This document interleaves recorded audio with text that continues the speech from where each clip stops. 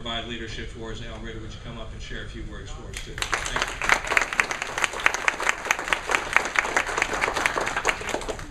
you. Unless you want to. Oh, no. Yeah, no, that was going to be the creme de la creme. Thank you. Thank you for allowing me to be here. My name's Allan Ritter. I'm from Nederland, Texas, born and raised in Jefferson County. Actually spent 3 years in Orange County when I was young. Enjoyed it, loved it, but family moved back to Jefferson County. My wife Peggy and I have 4 children, 3 grandchildren. We have been here for a long, long time, our family. We go to First Baptist Church here in Nederland, Texas, and my 2 brothers and I have our family business, which is the Ritter Lumber Companies, and that's our life. I've enjoyed sitting between my friends up here, and Randy, Representative Weber, kind of took a lot of my thunder of what I was going to talk about. That's bad when you have a cohort in the House that is sitting with you and takes all your good talking points. But I am a fiscal conservative, and I made the decision last year about this time, wasn't it, Jim, that I'd had enough of the Democratic Party and it was time for me to switch because that's where I need to be.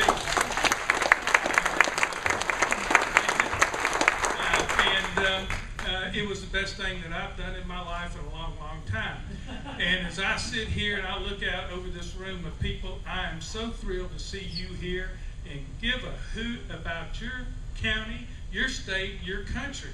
This is great. This is great. This is what it's about. So anyway, I'm running for state representative for re-election again. I was honored, elected in 1998, my first year in 1999.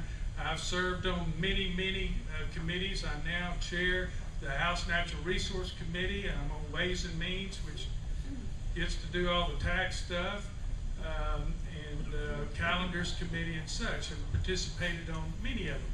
But I'm like you, ladies and gentlemen. Everyone, I know everybody out here has the same concern that I do. We don't like what's going on in Washington, D.C. We don't like the direction our country's going.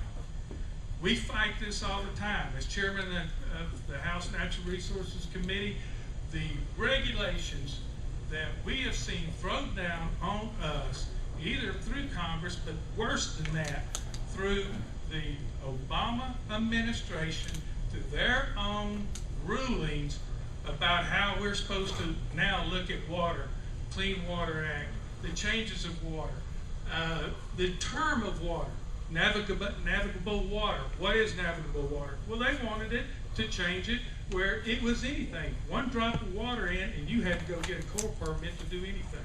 But we have fought that. We have fought air issues, air permit issues. I'm like you. I believe in the best government for us is the one that leaves us alone, lets us do our thing, but when we need them for whatever, at the will of the people, I'm okay. But to get out of our way, let our economy go, let us not be overregulated, let us not be burdened. I think that's important. I agree with Randy. This last session has been a tough one. Out of my now 7 terms, I've had 3 of those 7 terms where we've actually cut the budget. We've actually cut the budget. This time, a record amount. The session before that was about $1.2 billion. In 2003 was close to $10 billion. 3 times in 7 sessions, we have drastically cut the budget. We'll do it in Texas. We will do it in Texas. And I will stand up and I will fight for you, whatever the issue is, if it is good for our community and if it's good for our state and our country. And I want to ask you, in closing, I want to ask you, if you want to talk to me about anything, I'm going to be here. I'll come meet you. I'll talk to you. The way I do my job the best, it's real simple. I listen. Now, I might not agree with you, and you might tear me up. David and I have had a few discussions over the years, haven't we, David? But, you know, I enjoy talking to him. We have a great relationship. Call me. Let's work on it. Because I can do my job in communicating. The best way is communicating with you, knowing what our communities want, what the people of this great state want. And with that, I'm going to close and ask you for your support, ask you for your vote in this upcoming election. Thank you. God bless you.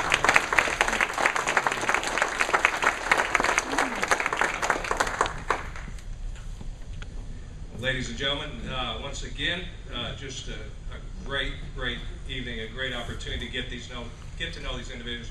And I ask that you do take the time to stick around for a few minutes afterwards to get to know these folks as individuals. Just so happened about a week and a half ago, maybe 2 weeks ago, I was in my truck driving over to Ritter at home to buy some 2x6, and I get a phone call. It said, "Jim, my name is Daniel Miller, and I'm going to be filing to run for House District 21. So I got to talk to him for a couple of minutes that day, and then I got to meet with him a couple of minutes last night. Got some really interesting ideas. Please lend your ear to Mr. Daniel Miller. Thank you.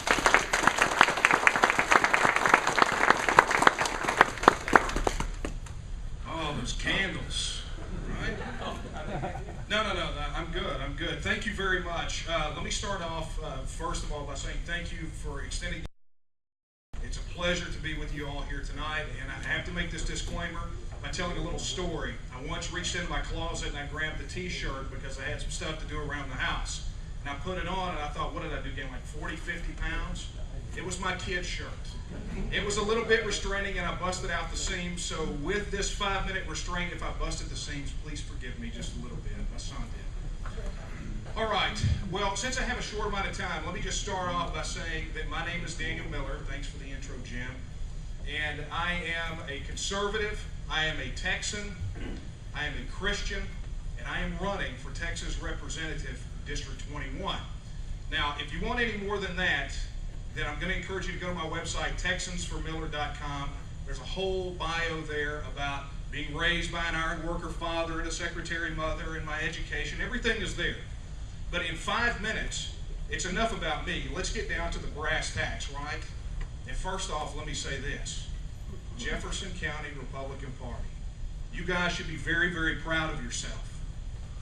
As a father and a husband and a Republican that lives in this area in Jefferson County, I have to say, you guys did a phenomenal job. You guys got out there and you got the job done. My understanding, because I've only been in this community since 2004 when I got here and eventually started a business with my wife, is that 10 years ago you couldn't find a Republican in this county with a hunting dog and a Ouija board. But look at this room. You guys give yourselves a big hand. You deserve it. So let me start off.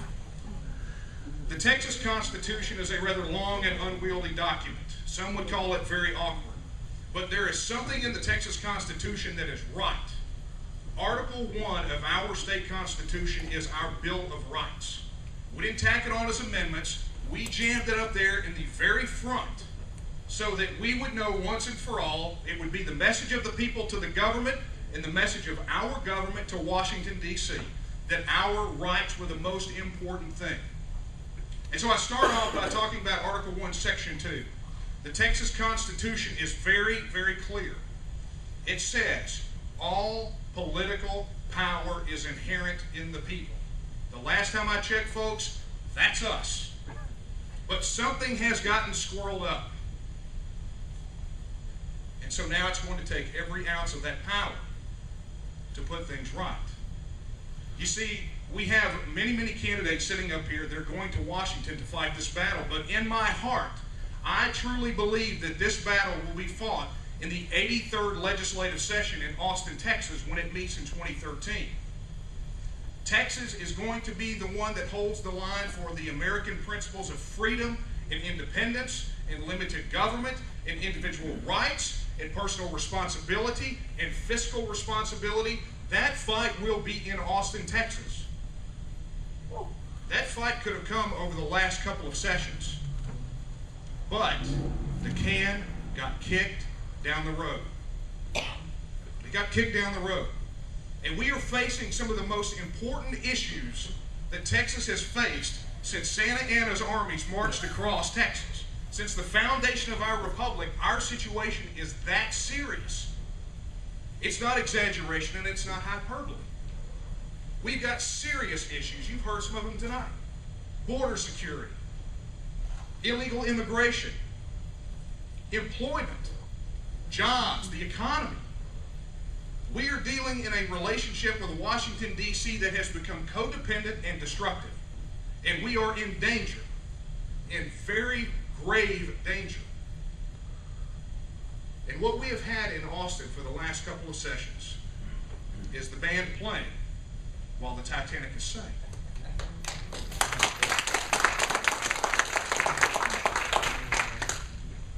But you see, in the last election, people like us, because I come from a background just like you, I've been engaged with the legislature for the last 2 sessions in a very serious and significant way.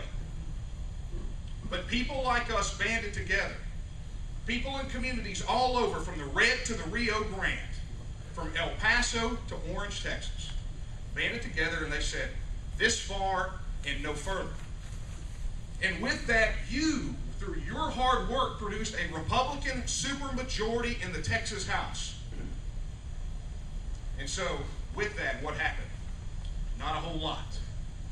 So I'm going to tell you very quickly, we must advance sovereignty, we must limit government, we have to cut taxes, we have to cut spending, we have to make Texas a priority. If all political power is inherent in the people, I'm going to tell you, I believe it.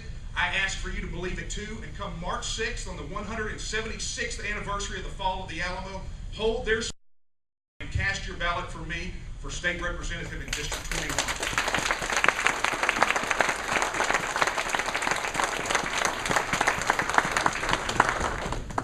Ladies and gentlemen, that concludes the congressional CD4.